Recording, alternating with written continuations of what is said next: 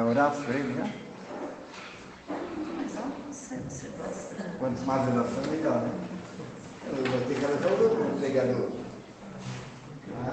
Levantando nossas mãos. Oração muito embaixo. Nós oramos muito pouco. Querido Deus, Pai amado. Eis aqui, Senhor, o teu filho, Pai. Vem trazer a tua palavra, não a dele, Pai. Porque dele não sai nada. Através de ti, meu Deus, que usas da boca dele, para que teu Espírito Santo fale através da palavra aos nossos corações. Possamos, meu Deus, sair daqui diferente de como entramos, Pai. E ele for aqui, meu Deus, talvez amargurado, triste, pela situação, ele vai sair daqui diferente.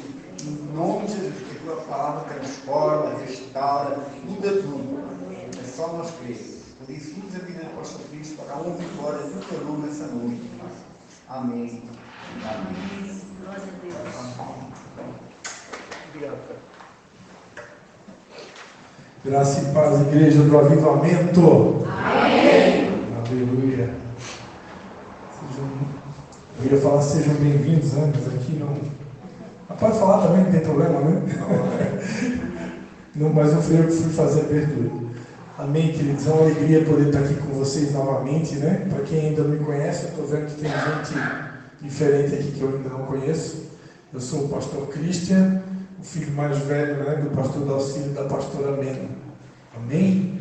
Para agradecer a Deus, né, por mais essa oportunidade de estar aqui com vocês. E acho que menos de 15 dias, né? Eu estive aqui, faz pouquinho tempo, né? E já estamos aqui novamente. Que alegria, né? Queria convidar você a olhar para a pessoa que está do seu lado e dizer assim para ela: segura bem na cadeira, segura firme aí, porque Deus vai falar com você hoje à noite, amém? Eu vou tirar esse óculos aqui, que o óculos hoje está me incomodando, não sei porquê, vou ficar sem. Está me incomodando, não sei porquê. Amados, Deus me deu uma palavra em clima de Copa do Mundo. Né? Tem alguém aqui assistindo a Copa do Mundo? Tem alguém aqui que gosta de futebol, né? Durante muito tempo, até os dias de hoje, né, o Brasil tem sido conhecido nas nações como o país do futebol, né? O único time de todas as nações que é pentacampeão. E que, infelizmente, esse ano não ficou hexa, né? Para a tristeza de muitos que são apaixonados pelo futebol. E eu queria dizer para você, Deus colocou no meu coração para estar falando isso. A caminhada cristã é muito parecida com a caminhada de um atleta. Porque nós, como cristãos, temos um alvo. E como dizia a música de um cantor da nossa nação, Carmen Lucas, o nosso alvo é Cristo. Amém? Prosseguindo para o alvo, eu vou. Jesus espera que cada um de nós, eu ministrava isso, acho que lá em Canelinha, Jesus espera que cada um de nós possa se tornar uma cópia de Jesus aqui na terra. Quando Jesus disse: ide por todo o mundo e fazei discípulos de todos os povos, batizando-os em nome do Pai, do Filho e do Espírito Santo, ele estava comissionando a sua igreja para fazer discípulos não para nós, mas discípulos para Ele. Discípulos de Jesus Cristo. E o que é um discípulo? O discípulo é alguém que segue as instruções, que segue as recomendações, as orientações do seu mentor. E o nosso mentor maior é Jesus Cristo, amém? Então Jesus pediu, ele designou, ele ordenou à sua igreja que vão por todo o mundo e façam discípulos. E nessa caminhada de se tornar um discípulo de Jesus, de se tornar alguém semelhante a Ele, parecido com Ele, as pessoas precisam ver Jesus em nós. Isso é um desafio muito grande. Esse desafio, essa meta que todos nós temos a alcançar, o nosso alvo é Cristo. São Paulo, ele quando esteve aqui na terra, um dos maiores apóstolos que o mundo já viu, já vivenciou, ele escrevendo aos Filipenses, ele vai dizer, olha, eu tenho por perda todas as coisas, pela excelência do conhecimento de Cristo Jesus, pela qual eu sofri a perda de todas essas coisas, e as considero como refúgio, para que eu possa ganhar a Cristo, e seja achado nele, não tendo justiça própria que vem da lei, mas a que vem pela fé em Cristo, a saber, a justiça que vem de Deus. Eu desejo, pela fé, eu desejo conhecê-lo, e o poder da sua ressurreição, e a comunhão dos seus sofrimentos, conformando-me com ele na sua morte, para ver se de alguma maneira eu posso chegar à ressurreição dentre os mortos. Não que eu já tenha alcançado, ou que eu seja perfeito, mas eu prossigo para alcançar aquilo para o qual eu fui alcançado por Cristo Jesus. Paulo tinha um alvo, o alvo dele era Cristo. Ele estava disposto a abrir mão de qualquer coisa, pagar qualquer tipo de preço para se tornar parecido com Jesus, para alcançar o conhecimento do coração de Deus, porque Jesus, o Pai e o Espírito Santo são um. Amém? Então, como eu falava no começo, nesta caminhada de se tornar semelhante a Jesus e também de fazer discípulos para Jesus, quem lembra, a última vez que eu estive aqui, eu ministrei sobre colocar em primeiro lugar o reino de Deus e a sua justiça. Então, basicamente, Deus espera que nós possamos ampliar o reino dele aqui na terra. E uma das maneiras mais práticas de ampliar o reino é pregar o Evangelho até que todos se entreguem a Jesus e se tornem discípulos de Jesus. Amém? E é uma caminhada. E nessa caminhada nós vamos precisar, a exemplo dos atletas, sejam eles aqueles que estão disputando uma Copa Mundial, ou simplesmente um campeonato estadual, ou um campeonato nacional, a exemplo deles, nós vamos ter que praticar muitas disciplinas. Por quê? O que é um discípulo? Uma vez Deus me deu essa palavra, eu preguei lá em São João Batista, na época que nós fazíamos os cultos num local que antigamente era Casa Avenida. O meu irmão, pastor Maico, pastora Caterina, moravam em cima, no segundo andar, e embaixo eram feitos os cultos. Durante muito tempo a gente cultuou a Deus ali naquele local, ali em São João Batista. Ficava bem no centro, perto, no posto de gasolina ali, do senhor chamado Ageu.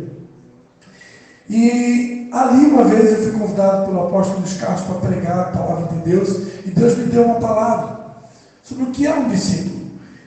Porque muitas vezes você escuta, né, essa frase que talvez seja uma das frases mais conhecidas por nós cristãos: ide e fazei discípulos.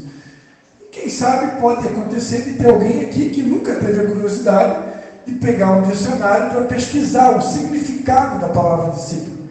E o significado é muito simples. Discípulo, no dicionário, é alguém que recebe disciplina do seu líder, do seu mentor. Então, discípulo, basicamente, é alguém que segue disciplinas, que segue instruções, que segue orientações, recomendações de um líder. E o nosso líder, como já falei aqui, estou repetindo, é Jesus Cristo. Amém? E dentre essas disciplinas, eu poderia falar aqui com vocês hoje sobre a meditação bíblica, né? Deus falou para Josué, por intermédio, depois que Moisés faleceu: medita na minha palavra de dia e de noite, então farás prosperar o teu caminho, né? Eu poderia falar aqui sobre a oração, né? Jesus disse: a minha casa será chamada casa de oração para todos os povos. Eu poderia aqui falar sobre o louvor, sobre a adoração. Jesus Cristo disse que ele procura verdadeiros adoradores que o adoram em espírito e em verdade. Eu poderia falar aqui nessa noite sobre a prática do jejum e tantas outras disciplinas bíblicas, porque a Bíblia é um livro de disciplinas. O nosso Deus é um Deus que deixou muitas disciplinas a fim de que nós possamos nos tornar discípulos. Quantos estão entendendo? E nessa noite, a exemplo de um jogador de futebol que tem que praticar muitas disciplinas para poder se tornar um campeão,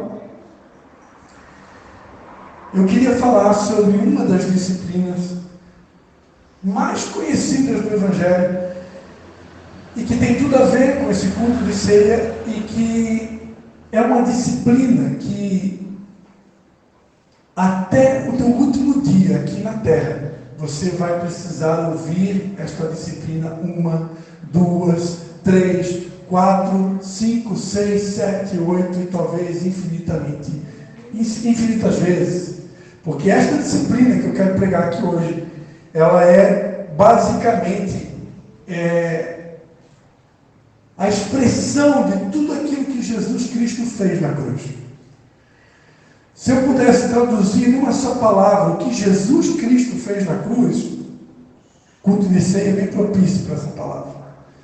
Jesus basicamente na cruz morreu para nos perdoar de todos os nossos pecados. Quando Jesus morreu na cruz, ele morreu para que o homem se reconciliasse com o homem e o homem se reconciliasse com Deus.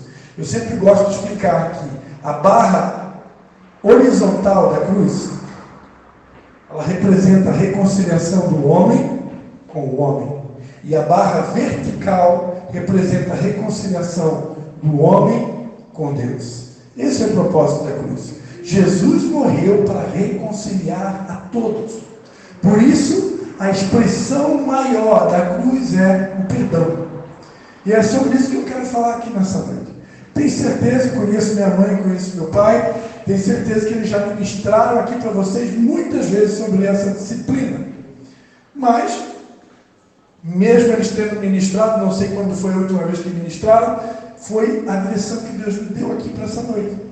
E eu queria colocar um tema nessa mensagem. E o tema da mensagem vai ser, em ritmo de Copa do Mundo, Marcelo, craques em perdoar. Bata a mão no peito assim e diga assim: eu vou ser craque em perdoar. Agora bata mais uma vez com toda a força e diga: eu vou me tornar um craque em perdoar. Amém? Se você, meu irmão, quiser se tornar verdadeiramente um discípulo de Jesus, não estou falando de um frequentador de igreja, não estou falando de alguém que bate carteirinha para frequentar um culto uma vez por semana, uma célula. Você pode vir aqui, frequentar toda semana e quem sabe nunca se tornar um discípulo de Jesus. Se a igreja que você frequentar, que estiver frequentando, não explicar para você exatamente o que é ser um discípulo. Você pode passar a vida toda numa igreja e nunca se tornar um discípulo, porque só vai se tornar um discípulo de Jesus, quem realmente pratica as suas disciplinas. Não tem, amados. É como se tornar um discípulo de Jesus ouvindo o que ele fala e simplesmente descartando. Não tem como. Para ser realmente um discípulo, eu tenho que praticar. E o perdão é uma das disciplinas que você e eu teremos que praticar infinitamente. Uma das passagens mais conhecidas, você pode já ir abrindo a Bíblia, Mateus capítulo 18, Evangelho de Mateus capítulo 18.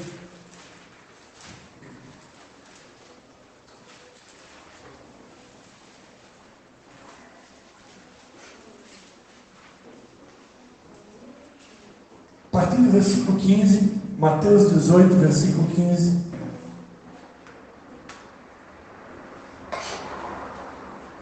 Quem achou, diga amém. Amém. Quem não achou, diga misericórdia. Misericórdia. E quem ainda não tem uma Bíblia, adquira o quanto antes numa livraria cristã ou evangélica. Celular não vale, né? Olha, se você deixar o celular no modo silencioso durante o culto, você pode usar o aplicativo da Bíblia no celular. Mas se o celular estiver no silencioso, porque senão você pode estar sendo tentado, né? A olhar o WhatsApp durante o culto, dar umas piadinhas no Instagram, no Facebook, e aí, irmão, com certeza, o Espírito Santo que está em você não vai ficar nem um pouquinho feliz com essa atitude. Então é bom ficar ligadinho no que Deus está falando. Porque, amados, embora você esteja vendo aqui na frente, né, o pastor Cristian, o filho do pastor Darcy e da pastora Mena, literalmente um vaso de barro, a Bíblia Sagrada diz que Deus não é homem para mentir e nem filho do homem para se arrepender. E esse Deus deixou escrito na sua palavra que quando 2 ou mais pessoas estiverem reunidas em seu nome, Ele estará no meio delas. Quem acredita nessa palavra, dá um aplauso ao Senhor Jesus. Aleluia. Então, se Deus está nesse lugar, irmão, vamos e viemos. O que é mais importante? Ouvir a voz dele, o que ele tem para me dizer, ou ficar olhando para o WhatsApp, Instagram, coisa parecida durante o culto? É ridículo, né, meus irmãos? Mateus 18, versículo 15. Ora, se teu irmão pecar contra ti, vai e repreende-o entre ti e ele só. Se te ouvir, ganhaste a teu irmão. Mas se não te ouvir, leva contigo 1 ou 2, para que pela boca de 2 ou 3 testemunhas toda a palavra seja confirmada. E se não as ouvir, dize-o à igreja. E se também não ouvir a igreja, considera-o como gentil e cobrador de impostos. Em verdade vos digo que tudo que ligardes na terra será ligado no céu, e tudo que desligardes na terra será desligado no céu. Também vos digo que se 2 de vós concordarem na terra acerca de qualquer coisa que pedirem, ser-lhe-ás concedida por meu Pai que está nos céus. Pois onde estiverem 2 ou 3 reunidos em meu nome, ali estou no meio deles. Então Pedro, aproximando-se, me perguntou: Senhor, até quantas vezes pecará meu irmão contra mim e eu lhe perdoarei? Até 7? Jesus me respondeu: não te digo que até 7 vezes, mas até 70 vezes 7. Amém? Então é claro que se tivesse aqui alguém, né, algum matemático aqui no nosso culto, alguém que é bom de fazer conta, e multiplicasse 70 por 7. A Márcia sabe. A Márcia sabe, né? 490 vezes. 490 vezes, né? Você responderia na ponta da língua. Então quer dizer que se eu perdoar 490 vezes, então eu atingi a meta. É claro que a Bíblia, irmãos, ela é um livro cheio de figuras de linguagem. A Bíblia é um livro que ela é cheia de metáforas, metonímias, hipérboles, né? Prosopopeia. Quem aqui não faltou a aula de língua portuguesa? Quem é bom de língua portuguesa? Quem lembra o que é uma metáfora, uma metonímia, uma prosopopeia, uma hipérbole? Eu não sei o que Isso é assunto para outro culto. Deixa para o professor do português explicar. Mas a Bíblia tem realmente essas figuras de linguagem. Então, 70 vezes 7, irmãos, é uma expressão figurativa. Não quer dizer que você vai perdoar 490. O que Jesus quis dizer aqui é que, de uma maneira muito simples, para a gente não complicar, porque Deus é simples, Jesus estava dizendo que enquanto você estiver nessa terra, você vai precisar perdoar sempre, todos os dias, todas as semanas, todos os meses, todos os anos, e muitas vezes a mesma pessoa, aquela que está geralmente mais próxima de você, ela é uma candidata ou candidato a te ferir mais vezes. Porque normalmente as pessoas que nos machucam não são as que estão longe, geralmente são as que estão mais perto, aquelas que a gente convive mais. Porque quanto mais eu convivo com alguém, quanto mais eu me relaciono com o cônjuge, com o filho, com o pai, com a mãe, nós somos tentados, depois de alcançar um nível de intimidade com aquela pessoa, nós chegamos até mesmo a pensar que agora ele tem autonomia e autorização para ofender, para ferir, para machucar. Porque, afinal de contas, aquela pessoa que está perto de mim é um saco de pancadas. Né? Afinal de contas, aquela pessoa que está perto de mim não tem sentimentos. Então, eu posso falar o que eu penso, eu posso xingar quando der vontade, eu posso bater, eu posso avançar, eu posso gritar, e nada disso vai machucar, né? Que ilusão.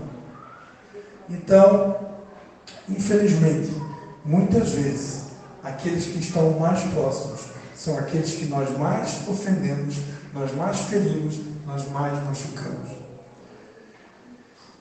E embora a gente pode até pensar que Deus não esteja vendo, mas Ele está 24 horas por dia nos monitorando. A palavra de Deus diz que o Espírito que Deus fez habitar em nós, Ele tem ciúme de nós. Deus tem ciúme de nós. Por isso, 24 horas por dia, nós estamos sendo monitorados pelo céu. Deus está nos vendo o tempo todo. E o Espírito Santo, amados, não vai deixar passar em branco. O Espírito Santo não vai deixar passar em branco. Se eu e você pisarmos no tomate, se eu e você ofendermos, machucarmos, magoarmos alguém que está próximo, mas dia menos dia haverá uma prestação de contas. Mas dia menos dia haverá uma prestação de contas. Porque o nosso Deus tem ciúme, Ele tem zelo de cada um de vocês. E Ele não vai permitir que nós venhamos ser aqueles que vão dar motivos para que as pessoas fiquem magoadas.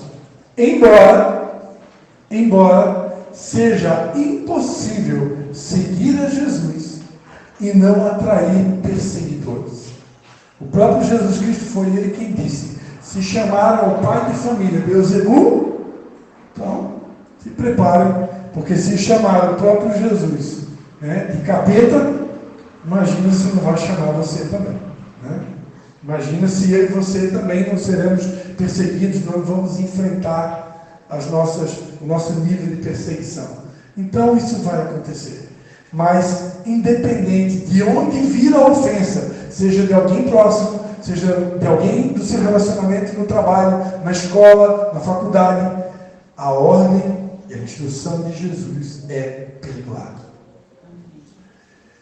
E Ele deixou isso como uma ordem, não é um pedido somente, é uma ordem. Perdoar é uma ordem. Perdoar, eu diria que é um mandamento.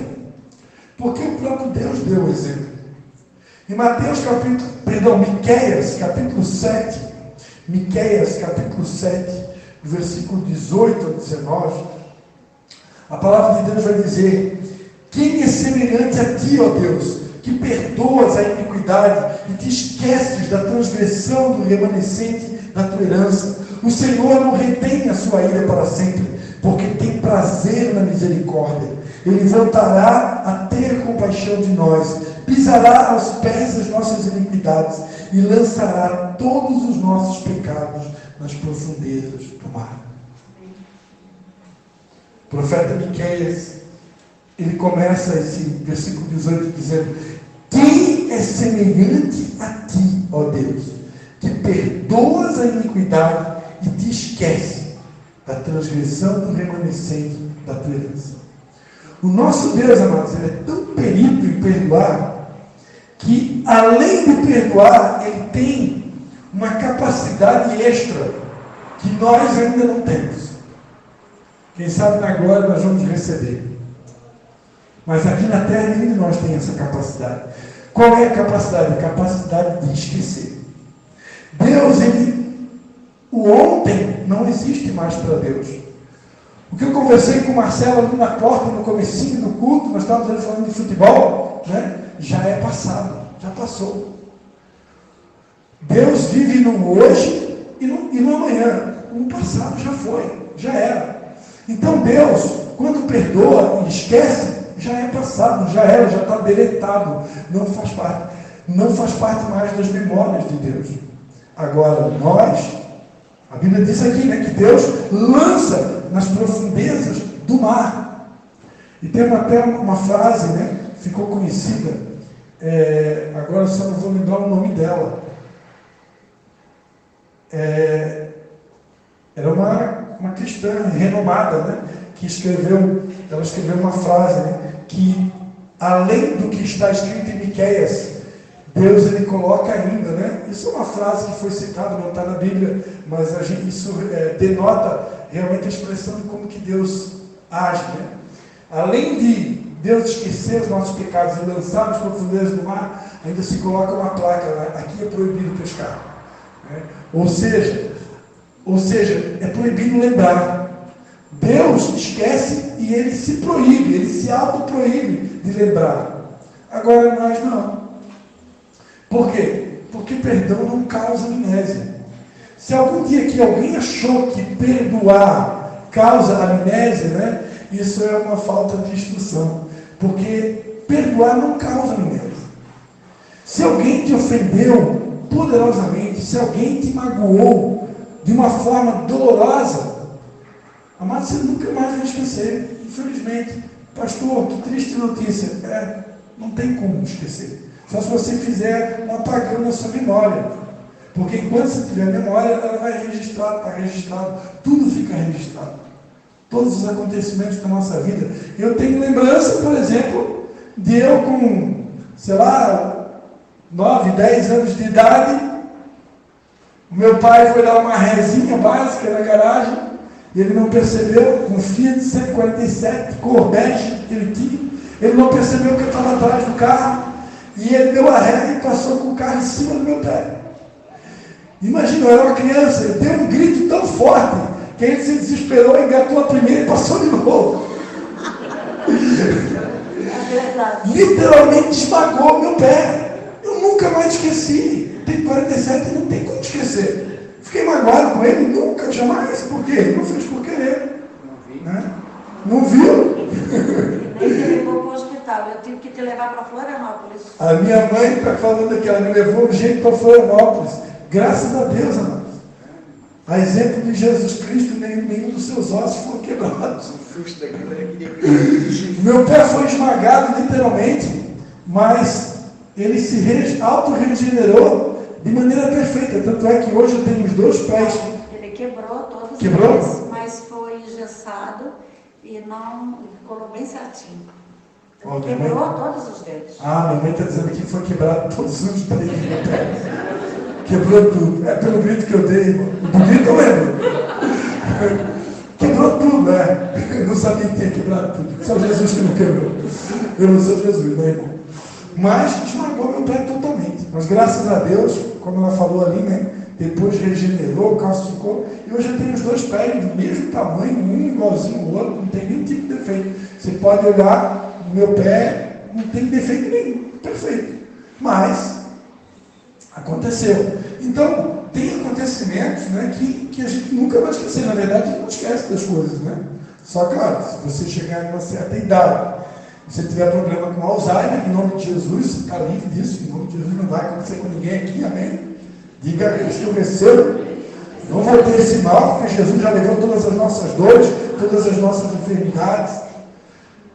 Mas salvo essa anomalia, o perdão não traz amnésia. As ofensas não causam amnésia. Então, eu vou precisar, em primeiro lugar, decidir. Perdoar é uma decisão. Perdoar é uma decisão. Você tem que decidir. Perdoar não tem a ver com sentimento. Você não pode esperar sentir. Ninguém sente de perdoar. Pastor, eu estou sentindo de perdoar. Aquela pessoa me ofendeu tanto, me machucou, me magoou, falou palavras, né? E palavras doem muito mais do que um tapa na cara, não é verdade? Aquela pessoa falou palavras que o pastor me jogou na lona, me feriu profundamente, me magoou profundamente. A palavra de Deus que nós vamos prestar conta de cada palavra frívola que saiu dos nossos lábios. Temos que cuidar com as nossas palavras. Palavras são sementes. A pessoa magoou, feriu profundamente. Você não vai sentir de perdoar. Você vai sentir de revidar. Você vai sentir de pagar o mal com o mal. Você vai sentir de se vingar. É isso que a alma sente. Mas qual a vontade de Deus? Mesmo que você está sentindo de revidar, mesmo que você está sentindo de pagar o mal com o mal, mesmo que você está sentindo, tudo é na alma, tá vendo? Sentindo é na alma. Sentindo de se vingar, a vontade de Deus não é nenhuma das alternativas anteriores. A vontade de Deus é que contra todos os teus sentimentos, por uma decisão de seguir a orientação, a recomendação de Jesus, você vai lá no teu quarto, que teu pai que te vê em secreto te recompensará. Você fecha a porta do teu quarto. Se você preferir, dobra o teu joelho e você vai falar com a sua boca: Pai, em nome de Jesus Cristo, neste dia e nesta hora, apesar de todos os sentimentos ruins do meu coração, eu decido perdoar a pessoa que me ofendeu.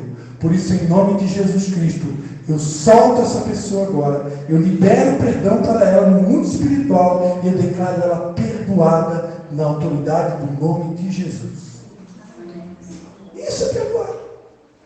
Doeu alguma coisa? Menos de 1 minuto a minha oração, acho que não deu 30 segundos. Isso é perdoar.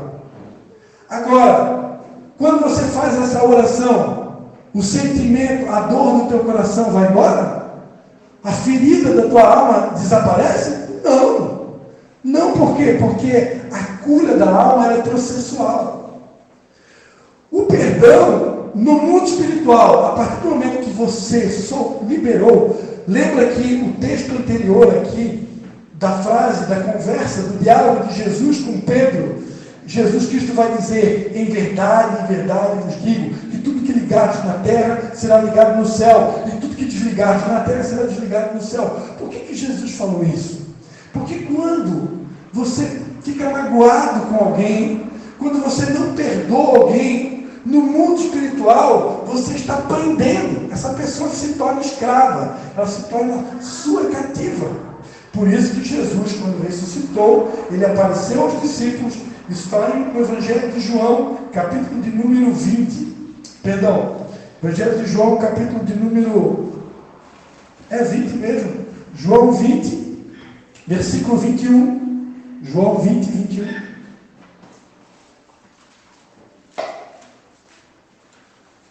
Evangelho de João, capítulo 20, versículo 21. Quando Jesus ressuscitou, ele aparece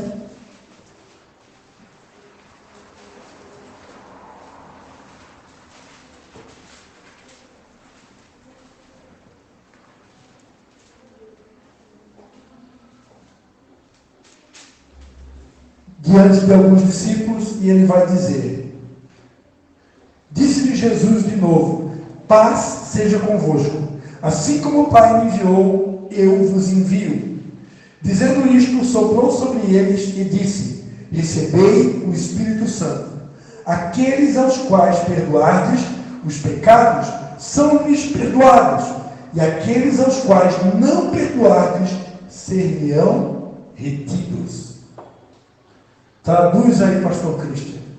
No mundo espiritual, quando você não perdoa alguém, você cria uma marra com aquela pessoa, você está retendo ela.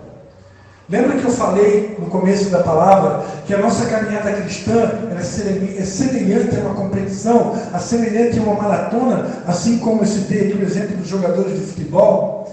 E nessa competição, nessa grande maratona que é a nossa caminhada de fé,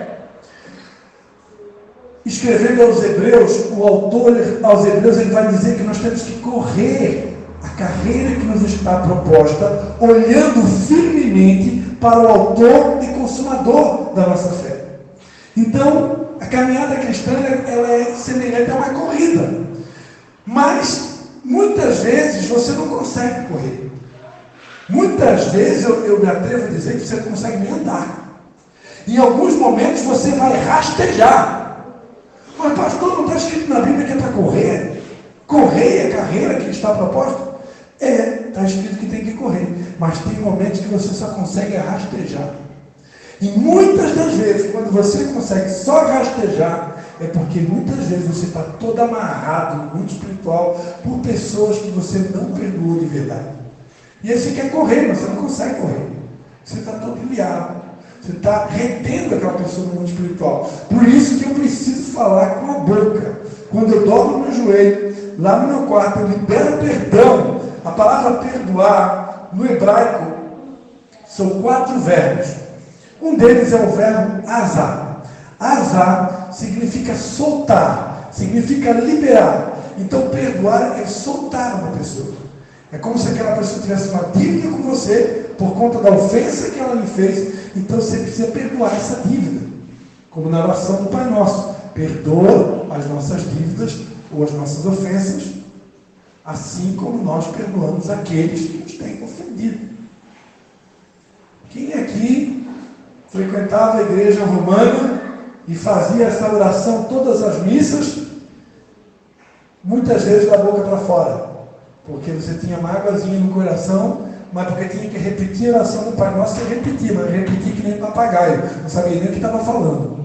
E na oração do Pai Nosso a gente diz: perdoa as minhas ofensas como eu tenho perdoado aquele que me tem ofendido. Então eu só posso dizer para Deus perdoar as minhas ofensas quando eu tiver perdoado aqueles que me têm ofendido. Então no hebraico a palavra azar é soltar, é liberar. Então imagina que a pessoa tem uma dívida com você, você está magoado com ela. Então você tem que agora soltar essa pessoa. Você tem que liberar. A gente se faz com a boca.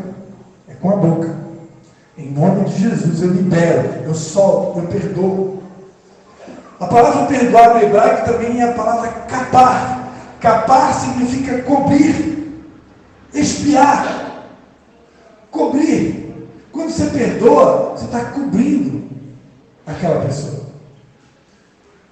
Você está cobrindo ela. Jesus lá na cruz, ele fez expiação pelos nossos pecados. Vem dessa palavra, capar, espiar.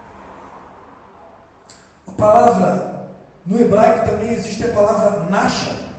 Nasha significa levantar. Lembra que eu falei que muitas vezes você vai rastejar?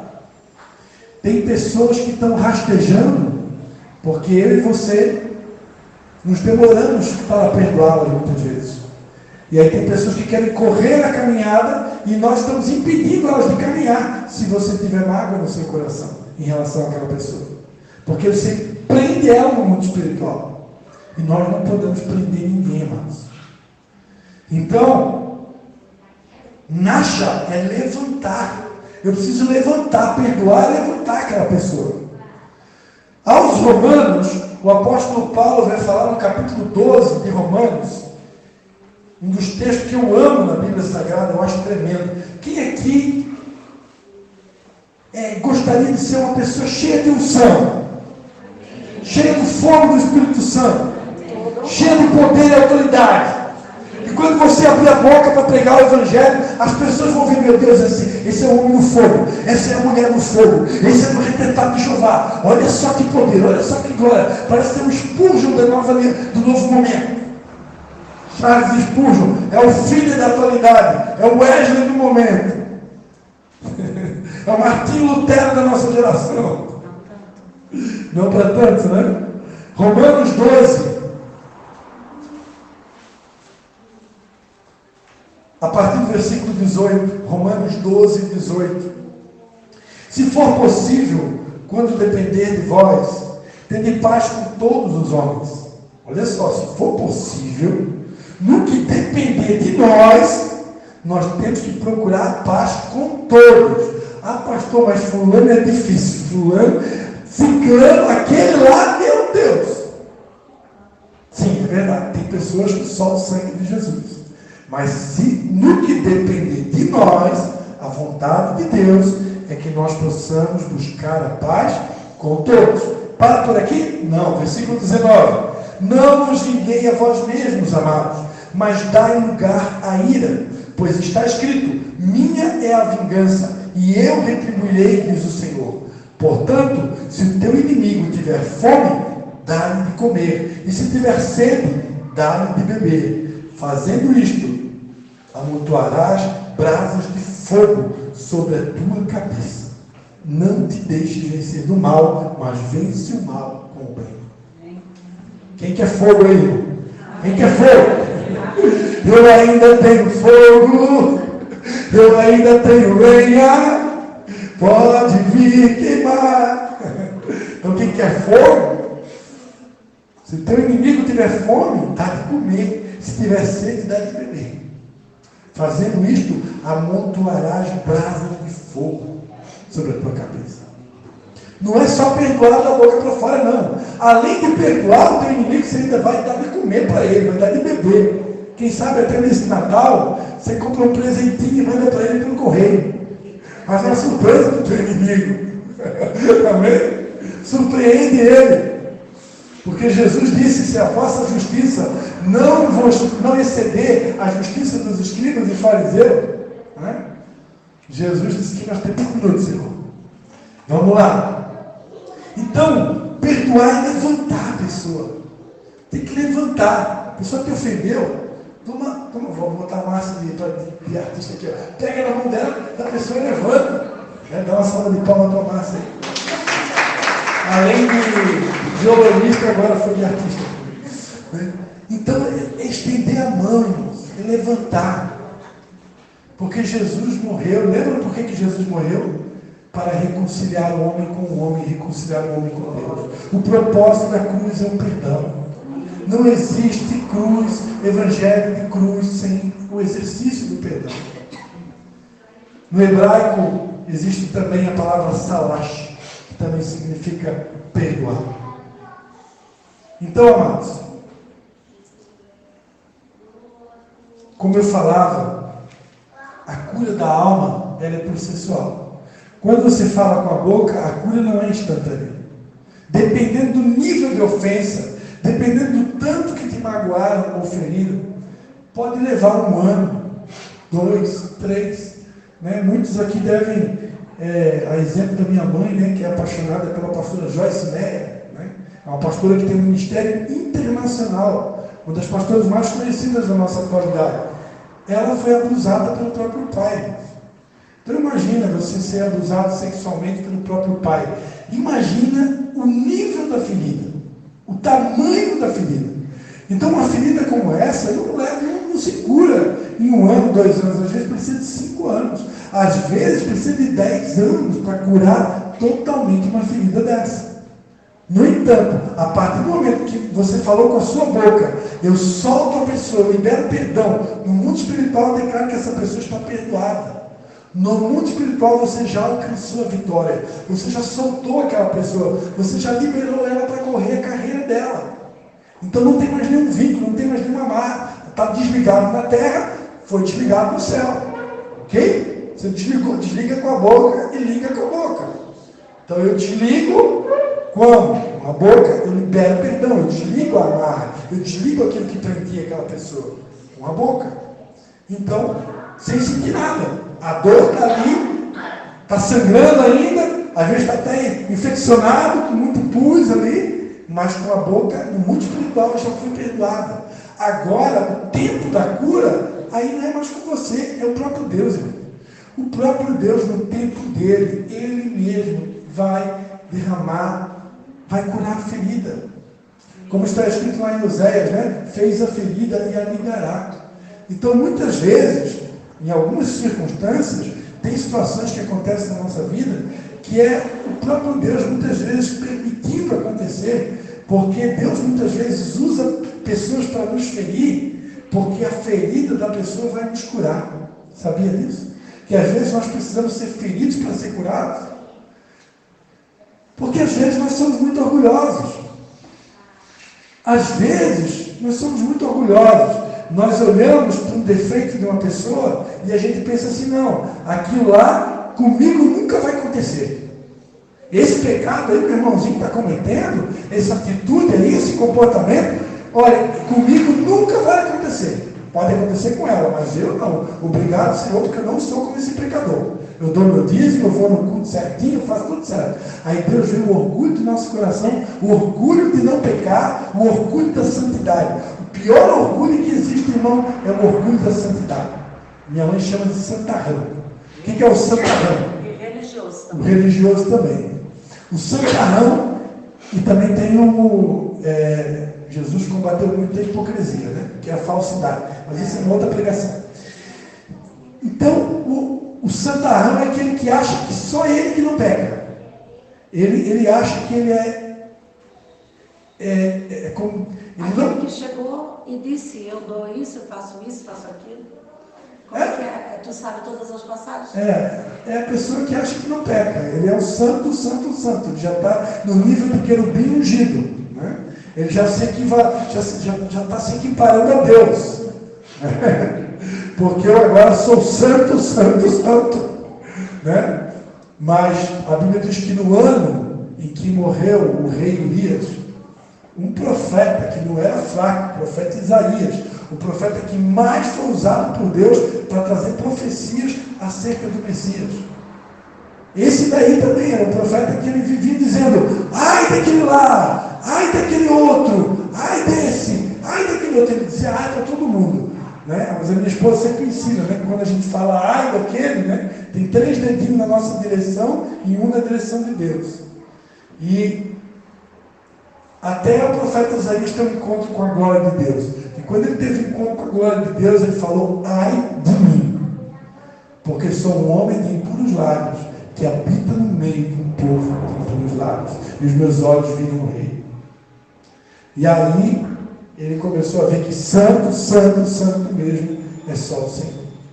Então, como eu falava, às vezes nós temos essa característica do profeta Isaías, né, de achar que é só nós que somos santos. E aí surge de uma maneira muito sutil, o orgulho da santidade. É exatamente naquela área que você tem orgulho de você mesmo, que você acha, não, naquela área ali eu nunca vou pecar, porque eu sou santo. Aí Deus vai lá e permite alguém te ferir naquela área para você engolir a tua língua. Morder a tua língua. E você vê que se você é bom em alguma coisa, se eu e você temos algum talento, se eu e você fizemos alguma coisa de boa nessa terra, é só pela graça e misericórdia de Jesus. Por isso que ele falou para o apóstolo Paulo, a minha graça te basta, o meu poder se aperfeiçoa na tua fraqueza. Porque é só a graça. Se tirar a graça e misericórdia, não sobra nada. Se eu e você fizermos alguma coisa que dá alegria para Deus, é só pela misericórdia. Por isso, assim como Deus nos perdoou lá na cruz, assim como Jesus, Ele que era santo, santo, santo, foi capaz de nos perdoar, nós também temos a obrigação de perdoar. Amém? E convidar você a fechar os seus olhos. Posso pegar o violão ali? Vai botar a música? Vou botar um violão ali. Deus tem falado comigo, vamos ficar de pé, que a gente não pode enterrar os dons, né? Então vou usar o violão da Márcia ali. Feche seus olhos.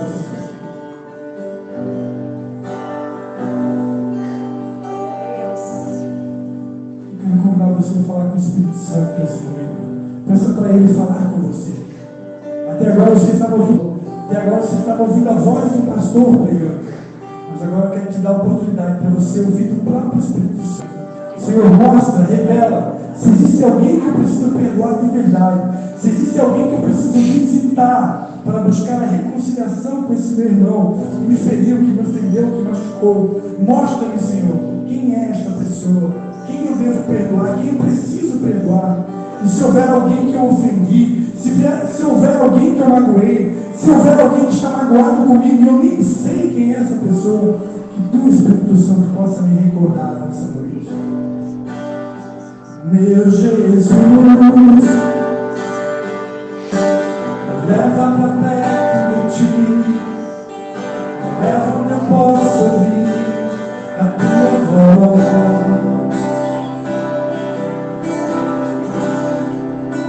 Pois quando eu escutar todo coração,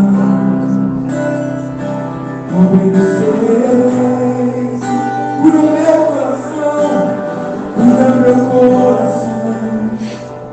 Vai de mim tua vontade, só na tua vontade eu posso me completar.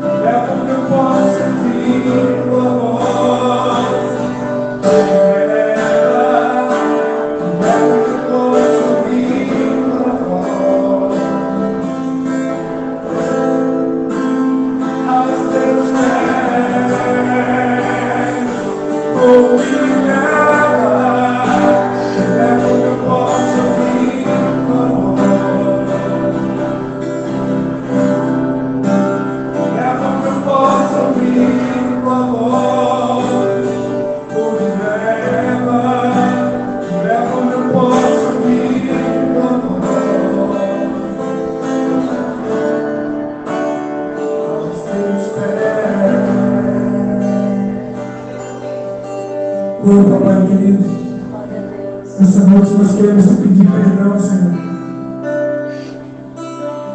Nós queremos te pedir perdão, Pai, por todas as pessoas que nós já ferimos nessa vida, de forma intencional ou não. Nos perdoa, Senhor. Perdoa pelas palavras ferinas, ofensivas, que saem dos nossos lábios, porque muitas vezes não conseguimos nos autogovernar, nos autocontrolar, perdemos o domínio dos nossos sentimentos, das nossas emoções. E então, no momento de bobeira, no momento de ira, no momento de raiva, de amargura, de rancor, liberamos palavras que machucam, palavras que ofendem, palavras que magoam o coração de quem nós mais amamos. Mas nessa noite nós queremos te pedir perdão. Em nome de Jesus, perdoa-nos, Senhor. Perdoa-nos, Senhor Jesus, pelas vezes que nós magoamos o nosso semelhante. Ou nos ensina a perdoar e a liberar perdão, Pai. As pessoas que nós precisamos fazer um acerto de contas, nos humilhar e reconhecer os nossos erros, reconhecer as nossas fraquezas, reconhecer muitas vezes as nossas meninices, reconhecer muitas vezes os nossos comportamentos infantis. Oh, Papai, leva-nos, Pai, a tua igreja a um novo nível de maturidade, porque muitas vezes, embora possamos achar que somos maduros, ainda assim temos comportamentos de menino, comportamentos de criança. Que nós possamos, a exemplo de Paulo, acabar com as coisas de menino, acabar com as coisas de menino. Ajuda-nos, Pai, a, de uma vez por todas, acabar com os comportamentos de menino. Nós queremos ser homens e mulheres de Deus. Não queremos ferir nem ofender, não queremos magoar, e não queremos muito menos carregar no nosso peito sentimento de ódio, de rancor, de amargura, de ressentimento, ou até mesmo de vingança em relação ao nosso semelhante. Oh, Papai, põe teu azeite em nossa boca, põe teu azeite em nossas feridas, vem curar o nosso coração totalmente, Senhor. vem curar totalmente o nosso coração. Queremos ser totalmente curados. Oh, não queremos amarrar ninguém. Não queremos prender ninguém, muito menos sermos presos por ninguém. Por isso, Espírito Santo, oh Espírito Santo, visita-nos. Visita-nos, Espírito Santo. Espírito Santo, vem nesse lugar. Oh, Espírito Santo, vem. Vem, Espírito Santo.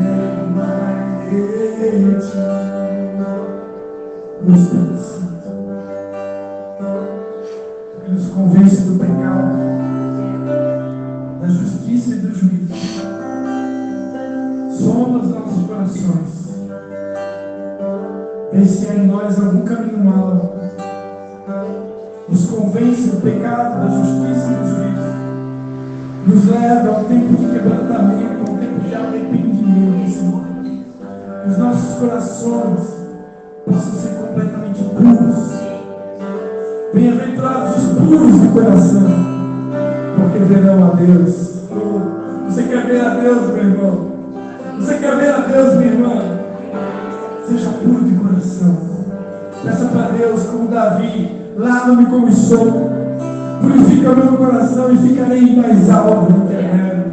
Aleluia. Purifica-nos, Senhor. Purifica-nos. Põe teu azeite em nossa dor. Cura as nossas feridas. Lava-nos. Restaura-nos.